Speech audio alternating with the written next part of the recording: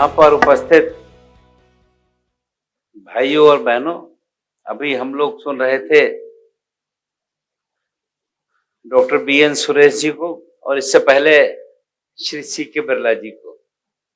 मुझे लगता है कि आप सभी छात्रों के लिए आप दोनों की बातें महत्वपूर्ण हैं और समझने की हैं कि हम आने वाले समय में जीवन में और समाज में कैसे रहकर काम करें।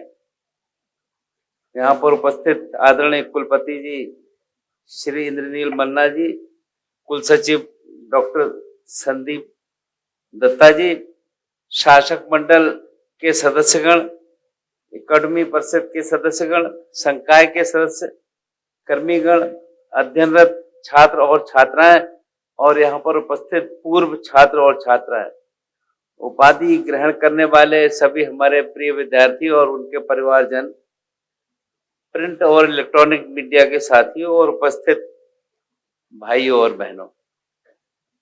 मित्रों, इस ऐतिहासिक 34वें दीक्षांत समारोह में आप सभी के बीच में उपस्थित होकर मुझे प्रसन्नता भी हो रही है और मैं यहाँ पर बैठे बैठे गर्व भी महसूस कर रहा हूँ कि हम देश के उस प्रमुख संस्थान पर खड़े हैं जिन्होंने देश के अंदर और देश के बाहर प्रतिष्ठा अर्जित करने का काम किया है। तो मैं आप सभी को बहुत बहुत शुभकामनाएं इस बात की देना चाहता हूं कि आपने इस विद्यालय में अध्ययन किया, इसमें अपनी शिक्षा दीक्षा ली और अपने जीवन को आगे बढ़ाने का काम किया और यहाँ जो आपने शिक्षा प्राप्त की है वो वास्तव में आत्मनिर्भरता, समर्पण और अनुशासन की अद्भुत यात्रा है।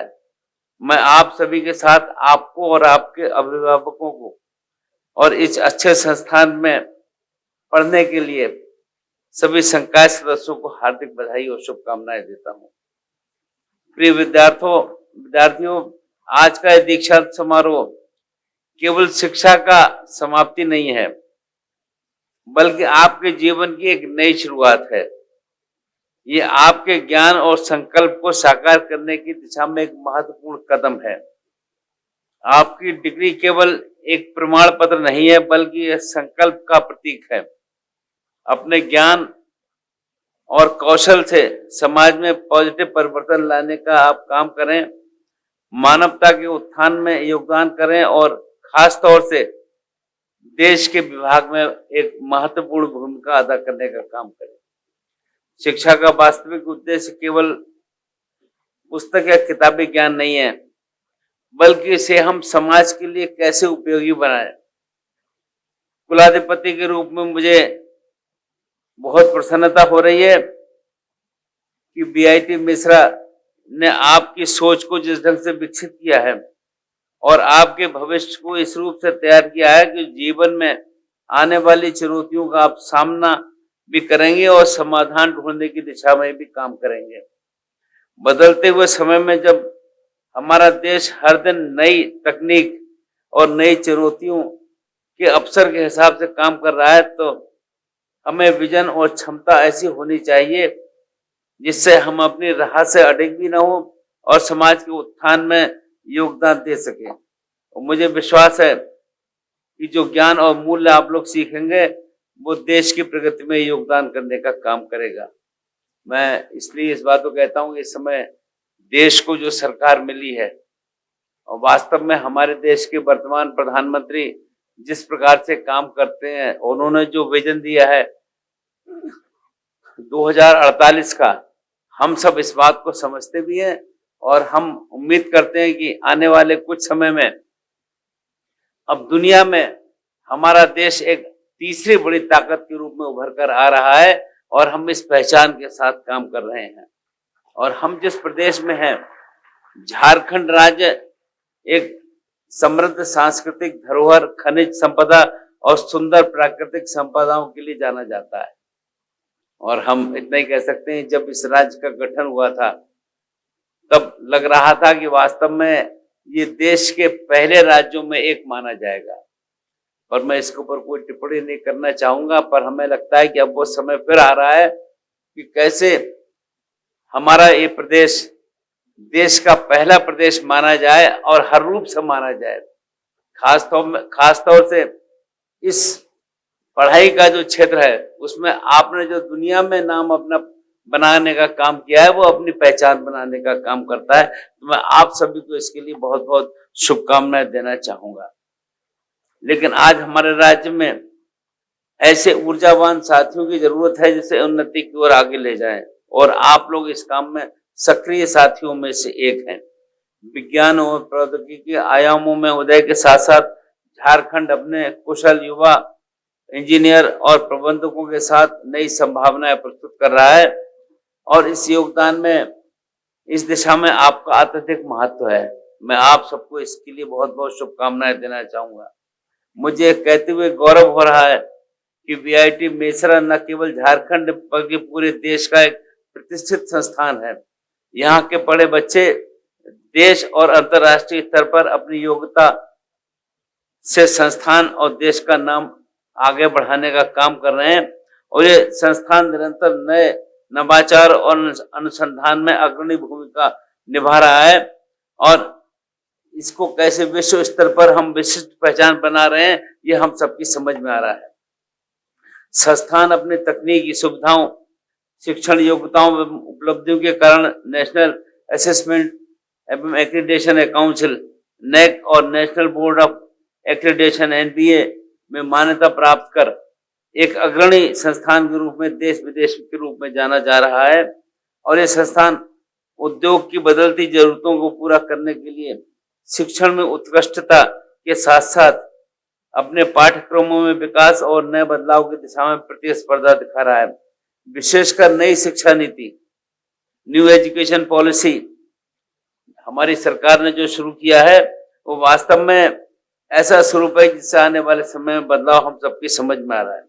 जैसा कि हम सभी जानते हैं, नई शिक्षा नीति का उद्देश्य हमारे युवाओं में वैश्विक प्रतिस्पर्धा तैयार की जाए, और वीआईटी मेसरा ने इसे अपनाकर अपने पाठ्यक्रमों में न केवल समृद्ध करने का प्रयास किया है बल्कि विद्यार्थियों के बीच में एक बहुआयामी दृष्टिकोण भी रखने का काम किया है। आज के उद्योग जगत में ऐसे पेशेवर साथियों की आवश्यकता है जो तकनीकी कौशल के साथ साथ निर्णय लेने की क्षमता भी रखते हो। संस्थान के कई पूर्व छात्र और छात्राएं भारतीय और अंतर्राष्ट्रीय कंपनियों में शीर्ष पदों पर कार्यरत हैं, हम इसको जानते हैं, और वो देश को आगे बढ़ाने की दिशा में महत्वपूर्ण कार्य भी कर रहे हैं। आजकल आर्टिफिशियल इंटेलिजेंस, जिसे हिंदी में कृत्रिम मेधा भी हम कहते हैं, कि विभिन्न प्रयोगों में बड़ी चर्चा है, और मुझे पता चला है कि वीआईटी मेसरा के पूर्व छात्र आशीष बासवानी का research paper attention is all you need पर आधारित है। हर्ष का विषय है कि नई परियोजनाएं, कार्यशालाएं, प्रशिक्षण सहयोग निधि, पेटेंट, नवाचार तथा अंतर्राष्ट्रीय संस्थाओं के आपसी सहयोग से ये संस्थान प्रगति के पथ पर निरंतर अग्रसर होगा। यहाँ के शिक्षित छात्र छात्राओं ने प्रौद्योगिकी और अनुसंधान एवं विकास सहित विभिन्न क्षेत्रों में उत्कृष्ट प्रदर्शन किया है। नई चुनौतियों में गुणवत्तापूर्ण शिक्षा की निरंतरता बनाए रखने के लिए संस्थान के सभी विभागों द्वारा किए गए अथक प्रयास सराहनीय है। मैं आशा करता हूं यह परंपरा निरंतर चलती रहेगी। मुझे उल्लेख करते हुए गौरव हो रहा है कि वीआईटी को भारत में चयनित शीर्ष 200 संस्थाओं में 5G यूज केस लैब्स के रूप में चुना गया है। यहाँ इस कार्य हेतु सभी उपकरण उपलब्ध हैं। ये प्रयोगशालाएं लाइसेंस प्राप्त दूर संचार सेवा प्रदाताओं के लिए हस्तक्षेप मुक्त संचालन सुनिश्चित करने के लिए विभिन्न प्रयोगों और परीक्षण उपयोग मामलों को लाने के लिए 5G आवृत्ति बैंड का उपयोग करेंगी। भारत को आत्मनिर्भर बनाने में संस्था का योगदान अत्यधिक महत्वपूर्ण है। आप तकनीक और प्रबंधन के कुशलता से सुजस्थित हैं, और जो आत्मनिर्भर भारत को देश में एक सशक्त कदम है। आपकी उद्यमिता, नवाचार और अनुसंधान में सहभागिता देश की प्रगति के लिए नए आयामों को और आगे ले जाने का काम करेगा। मैं ये कुछ बातें मुझको मैंने आपके सामने रखी है, पर मैं ऐसा महसूस करता हूँ ये विद्यालय वास्तव में पहचान का विद्यालय है। और जिन्होंने इसको बनाया उन्होंने देश की आजादी का भी जो संग्राम था उसमें भाग लिया और देश को बनाने की दिशा में काम किया। तो मेरा बहुत बहुत आभार और धन्यवाद। इसलिए भी अब देश में जो परिवर्तन हो रहा है वो परिवर्तन हम सबको दिखाई दे रहा है, और वर्तमान सरकार कैसे हम दुनिया की तीसरी बड़ी शक्ति ताकत बने इस दिशा में काम कर रहे हैं, और इसमें कोई प्रश्न चिन्ह नहीं है, और हम इसको पाएंगे ऐसा हमारा मानना है। तो मैं इतना ही कह सकता हूं कि हम इस काम में लगे रहें, इस अपने जो हमारा सोच है उसमें आगे बढ़ते रहें, असफलताओं से हम ना घबराएं और हर चुनौती का सामना करें, और यह चुनौती हमको नया अनुभव देती है। अपना ज्ञान और कौशल से देश को दिशा देने का काम करें, और हम जिस क्षेत्र में भी हैं उस क्षेत्र में अपनी पहचान बनाने का काम करें। मैं यहाँ पर आपके बीच में हूँ और मुझको कुछ जिम्मेदारी मिली है।